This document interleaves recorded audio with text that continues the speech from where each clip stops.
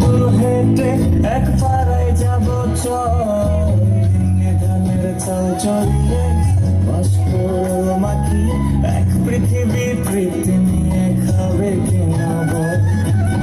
স্তঙের গাছের ফাঁকে মেঘেরা লুকিয়ে থাকে, কিছু দূর হেঁটে এক পাড়ায় যাব চল, তিন্নি ধানের চাল ছড়িয়ে বাষ্পুরল মাখিয়ে এক পৃথিবী তৃপ্তি নিয়ে খাবি কিনা বল।